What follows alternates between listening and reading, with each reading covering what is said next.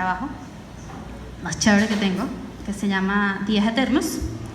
Este trabajo lo empecé en enero del 2017, después de 3 años sin regresar a Venezuela. Entonces, cuando llegué para acá me di cuenta que el deterioro no solo de la infraestructura, sino también del espíritu de las personas era muy crítico, y decidí después de estudiar y estar preparada para venir aquí a ejercer lo que es el fotoperiodismo, decidí hacer un trabajo sobre mujeres, ¿no? Y quiénes somos nosotros como género en el país. Entonces, un día hablando con una amiga mía periodista, ella me contó cómo era la situación de las mujeres en centros de detención preventiva.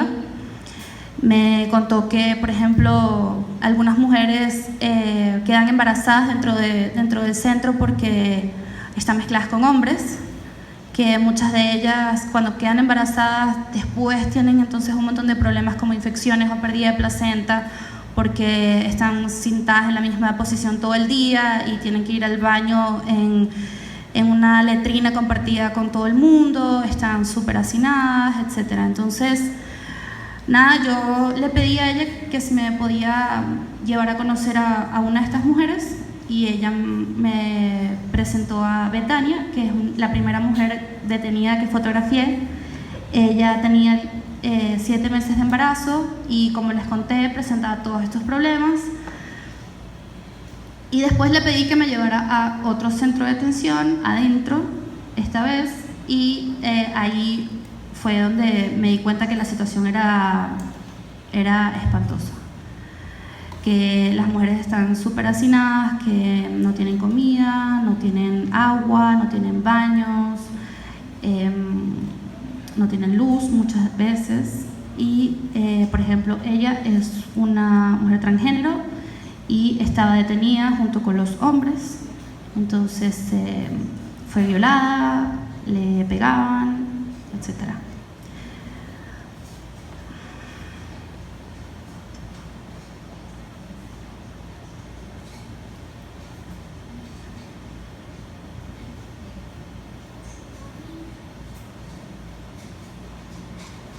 También visité cárceles estatales. Esta es una de ellas, está en Maracaibo. Estas cárceles son muy diferentes, no están tan hacinadas, no tienen problemas de falta de comida o de falta de agua. Tienen deporte, uniformes, educación, etc. Pero el retraso procesal en los centros de detención es tan grande que nunca las transfieren una vez que son, o sea, nunca las llegan a sentenciar, sino que pasan muchísimo tiempo antes de que lleguen aquí. Hablando con una de ellas, me dijo que ella hasta se había declarado culpable porque quería ser transferida.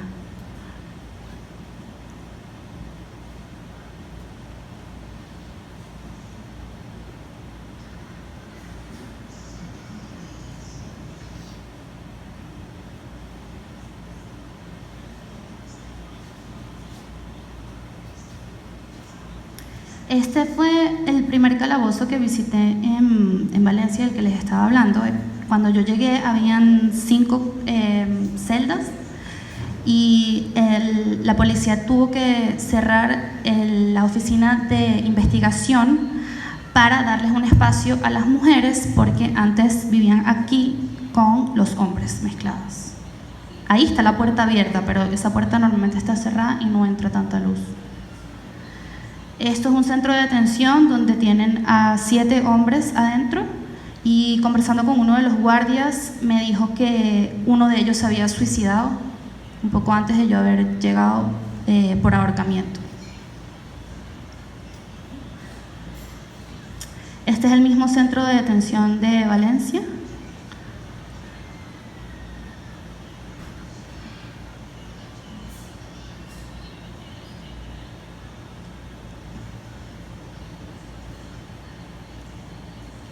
Muchas de ellas ponen su fuerza en la fe o en la religión. Primero porque los evangélicos son los únicos que las visitan, Y segundo, porque cuando el Estado no funciona, la fe yo creo que es lo que queda para confiar en que todo va a estar bien.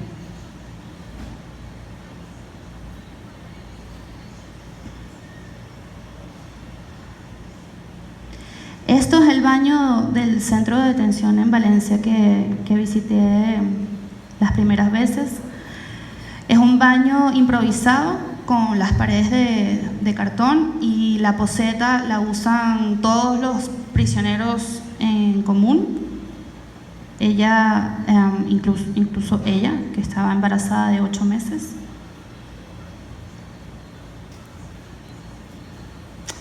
Esta es bueno, ella está besando a su hija en esta foto. Entonces, muchas de ellas tomé esta foto porque muchas de ellas tienen problemas psicológicos. Y están todas en este espacio tan pequeño mezcladas. Entonces, hay mujeres que tienen problemas psicológicos, hay mujeres que están enfermas, hay mujeres que están deprimidas o que se practican autoflagelaciones, que son como autotorturas que se hacen por miedo, o por pena o por culpa. Y esta foto lo que quiere decir también en cierto sentido, o este cuerpo de fotografías lo que quiere decir es que ellas no van a salir siendo mejores personas de ahí. Ellas no van a salir siendo mejores ciudadanas, ellas van a salir siendo peores personas. A menos de que el sistema cambie, eso es lo que está pasando. Aquí no aprenden nada. Aprenden quizás a ser fuertes, pero no creo que una persona merezca vivir esto para ser fuerte, pues.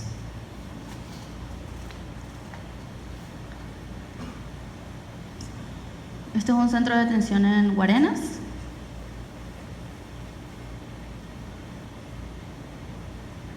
Esto se llama Chinatown. Es un centro de detención, es el centro de detención que tiene más mujeres en el país.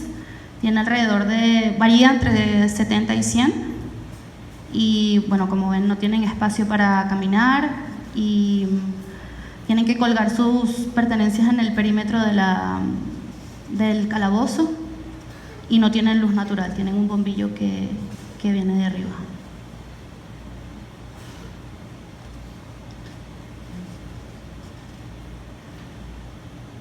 Ella fue culpable, perdón que me ponga a hablar mucho sobre los casos en especial, pero ella, por ejemplo, fue culpada de infanticidio con su pareja. Su pareja se había suicidado y ella estaba presa en un calabozo porque no podía ir a una cárcel estatal, porque ese tipo de crímenes los castigan muy fuerte dentro de las cárceles estatales. Pero al mismo tiempo estaba embarazada y no recibía ningún tipo de ayuda psicológica. Eso es lo que quiero decir con que no salen siendo mejores personas de ahí.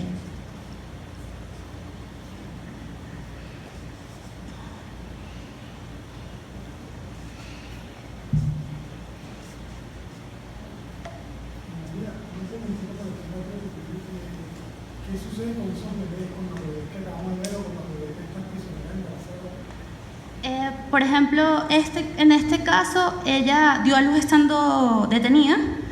Y obviamente en estos lugares no aceptan bebés. Entonces ella recibió una medida humanitaria que la dejaba amamantar cuando la guardiana del bebé podía traerlo. Ella vivía súper lejos de este centro de detención, muchas veces no tenía cómo llevarla, entonces pasaba raramente, pues. En otros casos los entregan, no pueden quedárselos, y en otros casos les dan casa por cárcel una vez que dan a luz.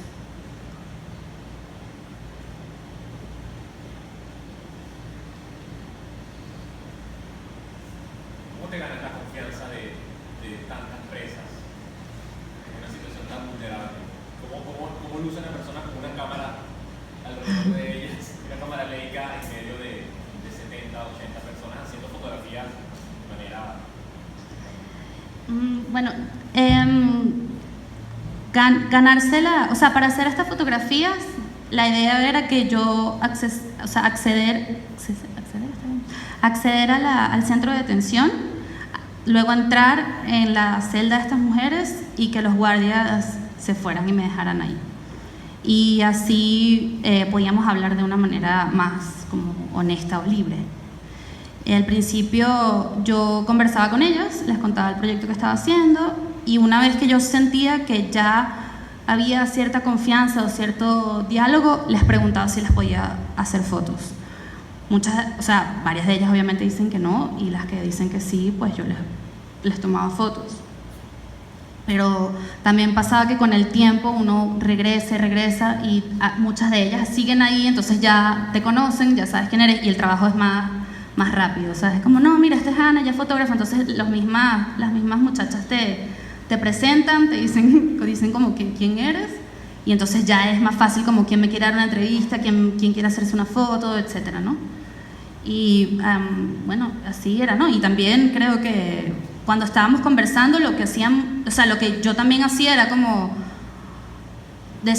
ser honesta también y contar un poco de mis experiencias de quién era yo. A veces también les hablaba como en otros idiomas cuando me pedían, como, ay, háblame en francés para ver cómo suena, entonces les hablaba. Como, era una relación como de una tarde, pero muy de que yo aquí vine a pasar el rato y a conversar, y también les contaba de mis cosas, de mi vida y de mi propia vulnerabilidad o de mis propios problemas, si lo quieres. ¿Cuál fue la mayor cantidad de tiempo que estuviste dentro de una cárcel y cómo es el manejo del miedo en esa situación? El mayor tiempo que estuve dentro de una cárcel fue desde la mañana hasta que anocheció, o sea, hasta las 6, 7. Ese día, por ejemplo, había un evento de evangélicos, entonces me quedé a verlos mientras hacían sus obras de teatro, porque hacen obras de teatro como con un mensaje positivo, luego hay una comida, y después, entonces, ese mismo día como que me permitieron tomarle fotos a ellas cuando se están bañando. Después de eso, entré con ellas al calabozo y me quedé ahí. Y ese mismo día como que los guardias se olvidaron que yo estaba adentro, y entonces como que yo gritaba como, miren, ya terminé, ya me quiero ir, y nadie volvía, entonces